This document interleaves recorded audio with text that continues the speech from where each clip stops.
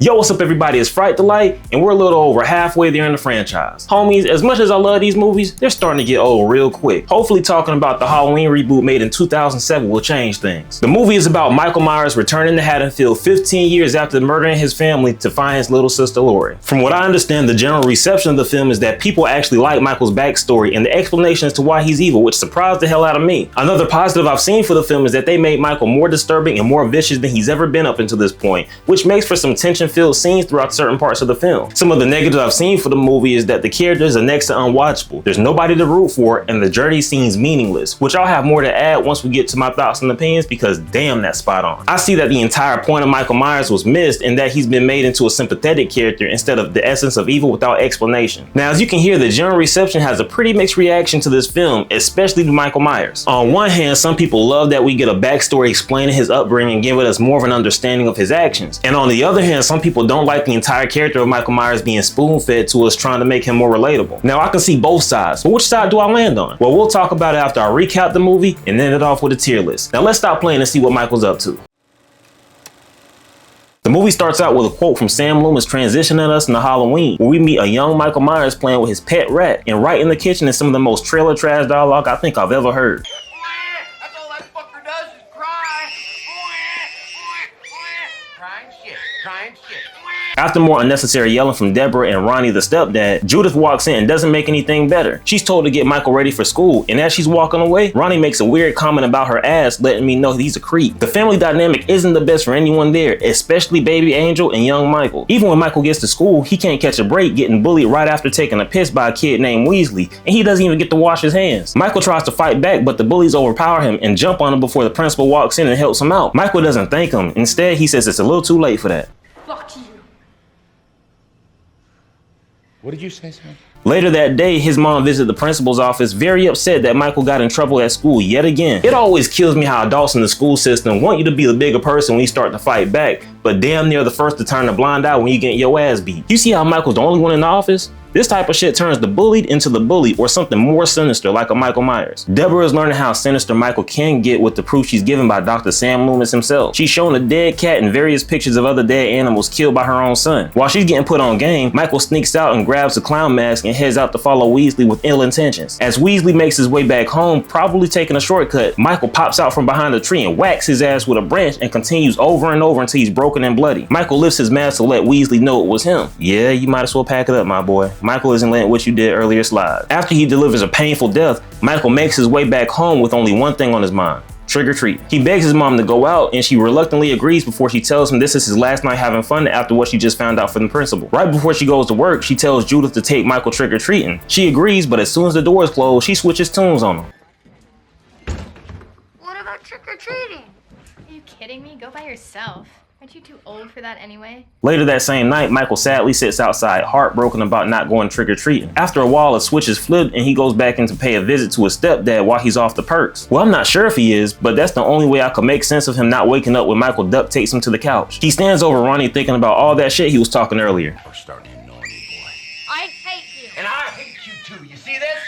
As soon as this heals, I'm gonna break it again on your fucking face. Michael slits Ronnie's throat and watches the lights go out. As that's happening, Judith and her boyfriend finish up role play sex and head downstairs to grab a bite to eat. The boyfriend is the first downstairs to make a sandwich, and as he's thinking about how good it's gonna taste, Michael comes up from behind and beats his head in with the bat like Negan. He gets to his sister's room and starts touching her in a Sweet Home Alabama way. She gets up and slaps some sense into him, but pays the price and gets stabbed right in the stomach. She tries to make a getaway but can only go so far with her wounds and ends up succumbing to the additional stabs by Michael. This is when he stares at his baby sister Angel, but don't worry, he doesn't do anything to her but wait outside for his mom to get back, which he does later that night. Not long after she arrives, the cops and everyone else in between appear too. Deborah is distressed about the aftermath of Michael's blackout while he gets taken to Smith's Groves, where we cut to 11 months later. Loomis isn't getting far with questioning Michael about what happened on that night, but it doesn't stop him from trying. After the session, Michael is visited by his mom during lunch and says something that might have made me change character on his ass.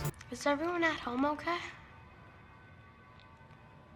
Deborah handles it better than I probably would have and tells him that everyone at home is alright. Then we transition to the next day where Michael starts to open up a bit more to Loomis. This is short-lived as we see through the film reels he's becoming more and more isolated, saying fewer and fewer words. That is until he cracks and starts tweaking out on Loomis, saying he hates it here, breaking down and wanting to go home. Day after day, Michael's becoming more obsessed with wearing his various handmade masks and hasn't said a single word in some time. While he's eating with Loomis and his mom, she gives him a photo of him and his sister Angel. She and Loomis head out to talk for a bit just as the nurse walks in to talk some shit. Couldn't be related to you.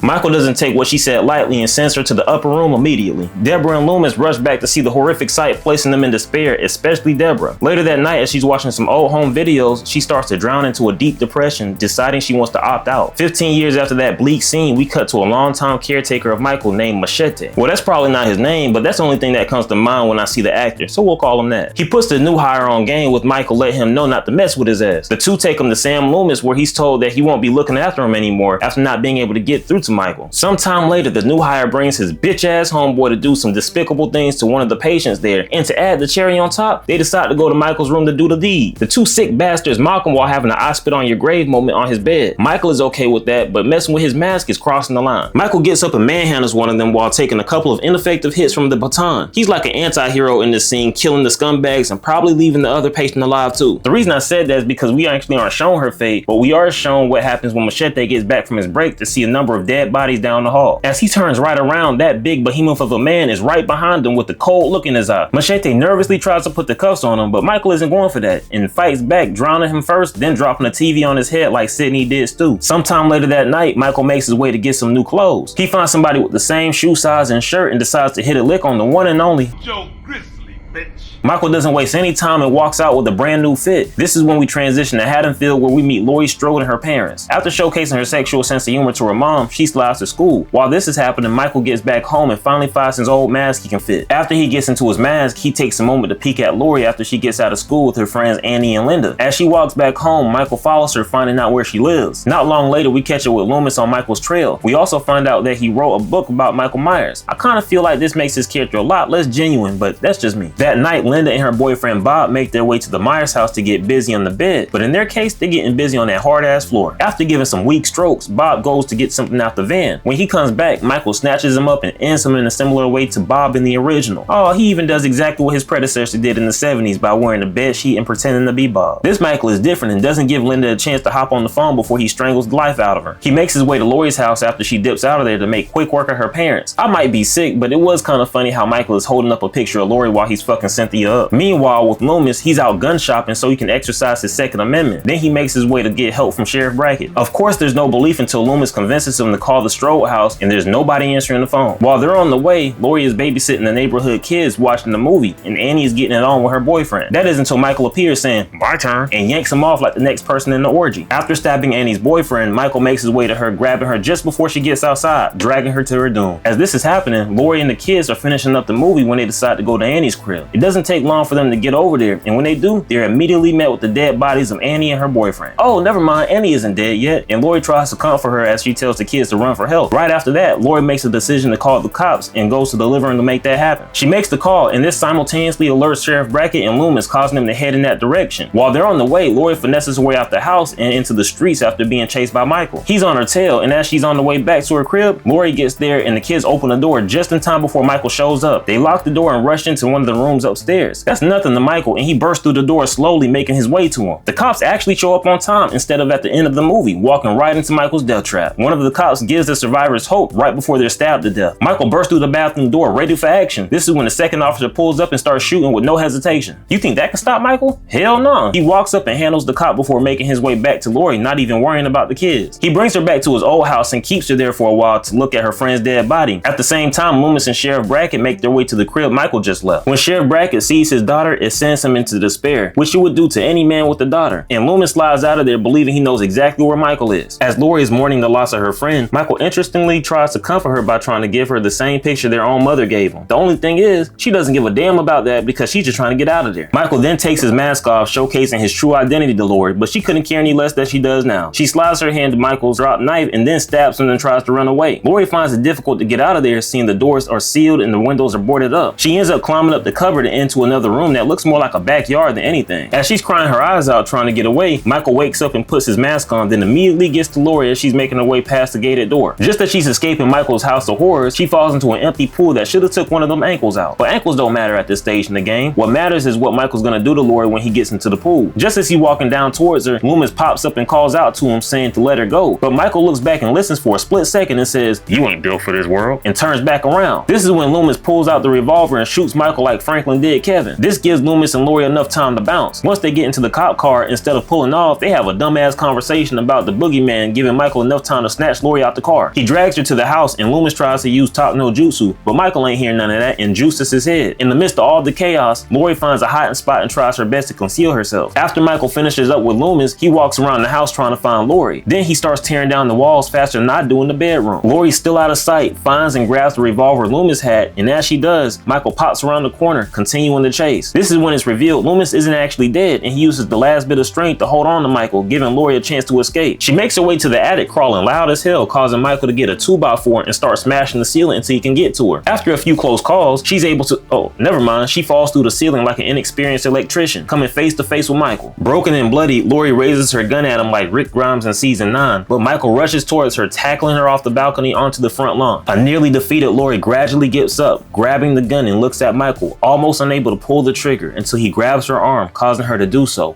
ending the movie. Alright homies, that was the end of the Halloween reboot made in 2007, a film that's held back heavily by its dialogue. Starting with some of the positives, I really enjoyed Michael's brutality and the gore shown on screen in this film. This was the most vicious Michael has ever been up until this point, and it creates a heightened level of tension that makes me a bit more nervous than most of the iterations we've seen prior. Tyler Mane played the hell out of Michael Myers and gave me a Derek Mears flavor, and it wouldn't shock me if Derek Mears took inspiration from Tyler Mane for his portrayal of Jason Voorhees. Another positive I have for the film is the age mask. It's like Rob Zombie himself blessed the franchise with a mask that makes me feel like there was care put back into it. Up until this point, the majority of the masks we've seen haven't been the best and actually have derailed a few of the movies for me. But in this film, the mask actually feels like its own character outside of Michael himself. It's like when he puts the mask on, he goes from being somewhat docile to being a machine only meant to wreak havoc on those unfortunate enough to be in his path. I also like the age quality of the mask, giving it a darker, more gritty look, and it kind of follows Michael's state of mind in my opinion. Which with Michael's state of mind being a kid at this point, it lines up, and those little cracks in his mind were starting to show when he beat that kid to death and started killing animals. Then years later when he comes back home after staying at the sanitarium, he finds his mask withered and worn out, showing he's too far gone like the governor and there's no coming back. And even in the next film when the mask is ripped beyond repair, this signifies how broken Michael is. He's even a hobo walking the streets for the majority of the film. And the last positive I have for the movie is the ending. I honestly think this is one of, if not the best ending for a one-shot Halloween film. The entire movie, Michael was trying to get back to his sister, and the whole time it felt like he was even trying to kill her, even after she stabbed him. It kind of felt like Michael wanted to have some type of sibling bond with Lori that he never got to have. But once he figured he won't ever have that after falling off the balcony, he grabs her arm in almost a shoot me motion. The ending is so dark and can almost invoke emotion looking at it in that context. Even though he is Michael Myers and he is supposed to be mysterious, the fact that we see him holding Lori in his backstory makes me think of him as an anti-hero that got caught up in the consequences of his own actions. Everyone he killed was damn near depraved outside of Machete and a couple of Lori's friends. That might be a strong reach, but kind of looking at it in that context makes me feel some type of way about Michael's death. The only one he truly loved was the one to put him down, and I'm sure in some weird way he wouldn't change that at all. Now, even though the film had a few moments I enjoyed, there are some negatives that derailed the movie tremendously for me, starting with the characters. It's been a while since I've seen or revisited a movie where not one character was likable in any way. Actually, no, I take that back. Machete, for the 15 seconds he was on screen, he was enjoyable. But other than that, nobody was likable, not even Lori. Loomis wasn't likable either. And it's sad because at the very least, he should have been the one I gravitated to because I enjoyed the performance by Malcolm McDowell. I also think Scout Taylor Compton's portrayal of Lori was well acted, and it was a shame because their characters were awful. To me, Lori was over-sexualized from the start and almost made me think she was a side character. A lot of their dialogue was next to porn quality, and Loomis was a straight ass for almost the entire runtime. In this film, Loomis never felt genuine. It just felt like he was trying to get his next big break, and that next movie proves that to me when we find out he wrote a book about the shit like Gail Weathers. Another thing that coincides with the terrible main characters is the awful dialogue. As soon as the movie opens, you're thrown into this trailer trash dialogue right away, and it seems like it never ends. This goes on for the first third of the movie during Michael's backstory, which is borderline unwatchable. It seemed like every character we turn to has some type of dialogue, either very sexual or over the top in an annoying way, hitting my ear wrong. Like, listen to this shit. snorkel all over them flappy ass tits. Good, we'll have a good fucking time. I will. I hope she likes cripples. Bitch, I will crawl over there and I will skull fuck the shit out of you. Now, how the hell can you enjoy the movie when all the characters talk like they just learned how to cuss? I don't mind curse words in a movie, but I can't stand when there's no distinction between the characters and how they act or speak, especially when they talk like that. And my last negative in the film is Michael's entire backstory. Now, remember how I said that most of the dialogue was awful? Well, most if not all of Michael's backstory came from there and made me almost turn the movie off. I know I said that looking at it in the context with Michael's backstory made me feel more for his death, but I honestly don't think of any of what we saw in the first 35 minutes should be in the movie. Michael's supposed to be a serial killer, not somebody we find sympathy in. Even though there's nothing wrong with killing characters we've grown to hate throughout the movie, I don't think there should have been any way to justify his actions either. His ambiguity is completely erased in this film, leaving no room for imagination. I think more than half of Michael's backstory should have been cut from the movie, especially the kitchen scene. I get that the filmmakers, Rob Zombie, were trying to give you a reason Michael came out the way he did, but all that did was give me a reason to sympathize with him, which I shouldn't be able to do, especially with the serial killer. That, coupled with the unlikable characters that make you root against them more often than not, makes this a film I can really only get into when I'm drunk. Well, homies, if you made it to the end of the video, thank you so much for making it this far. Let me know what you thought about Halloween 2007 in the comments below, even if you disagree with me. And if you enjoyed this video and have any movies you want me to cover in the future, put that in the comments below too. Go ahead and reboot that like and subscribe button to see more reviews like this one, and I appreciate y'all coming to a Fright Delight. I'll catch y'all later. Peace.